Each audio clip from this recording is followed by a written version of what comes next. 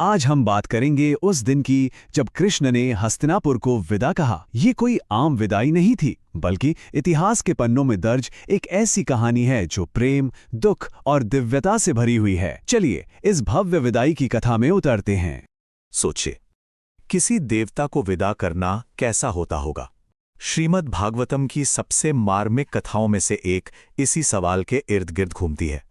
ये सिर्फ एक राजा की विदाई नहीं थी, ये तो जैसे एक युग का अंत था। किसी भी विदाई का दर्द समझने के लिए ये जानना जरूरी है कि पीछे छूट क्या रहा था। और कृष्ण के जाने से पहले हस्तिनापुर में जो छूट रहा था वो था एक स्वर्ण युग, राजा युधिष्ठिर के शासन में एक पूरी तरह से शांत और खुशहाल राज्य। कहा जाता है कि भीष्म और भगवान कृष्ण के मार्गदर्शन में राजा युधिष्ठिर का शासन बिल्कुल स्वर्ग के राजा इंद्र जैसा था। मतलब ये सिर्फ एक राजनैतिक कामयाबी नहीं थी, ये एक ऐसा दौर था जब धरती पर ही स्वर्ग उतर आया था, एक अभूतपूर्व शांति और समृद्धि का समय। जरा सोचकर देखिए, एक ऐसी दुनिया जहां प्रकृति और इंसान पूरी तरह से तालमेल में हों। बारिश ठीक तब होती थी जब उसकी जरूरत हो, धरती से भरपूर फसलें मिलती थीं, गायें इतनी स्वस्थ थीं कि उनके थनों से दूध की धाराएं बहती थीं, नदियां, समंदर और पहाड़ सब अपना खजाना लुटा रहे थे। और सबसे बड़ी बात, किसी भी जीव को कोई चिंता, कोई बीमारी या कोई तकलीफ नहीं थी। ये सब एक धर्मी राजा के शासन का ही असर था। लेकिन इस परफेक्ट दुनिया की नींव हिलने वाली थी, और वजह कृष्ण का एक अकेला दिल तोड़ देने वाला फैसला। तो कई महीनों तक अपने दुखी दोस्तों और परिवार को सांत्वना देने के बाद आखिरकार वो पल आ ही गया। कृष्ण राजा युधिष्ठिर के पास पहुंचे और बस एक ही बात कही, मुझे जाने की अनुमति दें। ये शब्द पांडवों और पूरे शाही परिवार पर जैसे बिजली बनकर गिरे। जैसा कि ग्रंथ में लिखा है, वे कृष्ण का विरह सहे ही नहीं सके।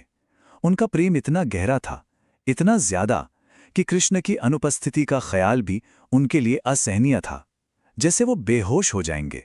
महल में हर कोई एक ही दर्द से गुजर रहा था, लेकिन इसे जताने का तरीका अलग अलग था। पांडव और बाकी पुरुष तो शोक में डूब गए, जबकि रानियों ने अपने आंसू पी लिए। उन्हें डर था कि विदाई के समय रोना एक अपशकुन न बन जाए। प्रेम और रीति रिवाज के बीच बंधी ये एक खामोश पीड़ा थी। तो आखिरकार विदाई का दिन आ ही गया, और ये कोई खामोश विदाई नहीं थी, बिल्कुल नहीं। ये तो पूरे हस्तिनापुर के लिए प्रेम और श्रद्धा का एक जबरदस्त उत्सव था, एक ऐसा शाही जुलूस जैसा पहले कभी नहीं देखा गया था। जरा उस पल की आवाजों की कल्पना कीजिए। एक तरफ मृदंग, शंख और वीणा का जश्न वाला संगीत, और दूसरी तरफ हर धुन में छिपी हुई विदाई की उदासी। ये एक अजीब सा संगीत था जो खुशी और दुख दोनों को एक साथ बयां कर रहा था। इस जुलूस में हर एक काम व्यक्तिगत भक्ति की कहानी कह रहा था। कृष्ण के सबसे प्यारे दोस्त अर्जुन ने खुद मोतियों और जवाहरातों से सजा शाही छत्र पकड़ा हुआ था। उनके साथी उद्धव और सात्यकी उन पर चमट डुला रहे थे, और रास्ते में लोग फूलों की बारिश कर रहे थे। हर कोई अपने अपने तरीके से अपना प्यार जता रहा था। और ऊपर महलों की छतों से तो नजारा ही कुछ और था। ऐसा लग रहा था मानो पूरा शहर ही उनकी यात्रा को अपना आशीर्वाद दे रहा हो। लेकिन इस भव्य जुलूस के बीच शहर की छतों पर खड़ी महिलाओं के बीच एक बातचीत शुरू हुई, और उनकी ये बातें इस विदाई के असली मतलब को हमारे सामने रखती हैं। ये थीं शहर से आती हुई आवाजें।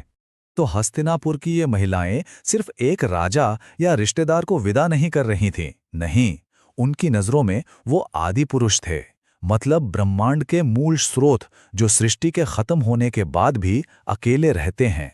वो पूरी सृष्टि के स्रोत को अपनी आंखों से जाते हुए देख रही थीं।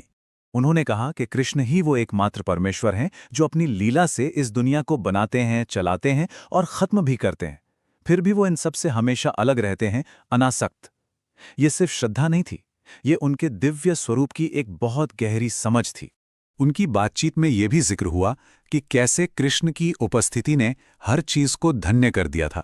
यदुवंश, जहां उन्होंने जन्म लिया, मधुवन, जहां उन्होंने अपनी बचपन की लीलाएं की, और द्वारका, जो उनका राज्य था, ये सारी जगहें सिर्फ उनकी वजह से पवित्र हो गई थीं। तो सबकी भक्ति को एक प्यारी सी मुस्कान के साथ स्वीकार करते हुए कृष्ण अपने रास्ते पर आगे बढ़ चले। पर यहाँ पांडवों का प्रेम देखिए। वो जानते थे कि कृष्ण स्वयं भगवान हैं, उन्हें कौन क्या नुकसान पहुंचा सकता है। फिर भी उनके अंदर जो इंसानी स्नेह था उसने उन्हें कृष्ण की रक्षा के लिए पैदल, घुड़सवार, हाथी और रथों वाली एक पूरी सेना भेजने पर मजबूर कर दिया। ये प्यार की वो सीमा थी जहां भक्त अपने भगवान की भी रक्षा करना चाहता है। और बस यहीं से कृष्ण की घर वापसी की यात्रा शुरू हो गई। हस्तिनापुर से कुरुजांगल, फिर पांचाल और शूरसेन से होते हुए यमुना नदी के किनारे किनारे उनकी ये यात्रा उन्हें भारत के प्राचीन भूभाग से द्वारका की ओर ले गई। लेकिन पांडव, उनका दिल तो बिछो के दर्द से फटा जा रहा था। वो कृष्ण के रथ के पीछे पीछे बहुत दूर तक चलते चले गए। वो उन्हें जाने ही नहीं देना चाहते थे। आखिर में कृष्ण को खुद उन्हें वापस लौटने के लिए मनाना पड़ा। ये आखिरी व्यक्तिगत पल उस गहरे रिश्ते का सबूत था जिसने इस विदाई को लगभग नामुमकिन बना दिया था। तो किसी देवता को कैसे विदा किया जाता है? हस्तिनापुर की ये कहानी बताती है कि ये महज एक घटना नहीं है।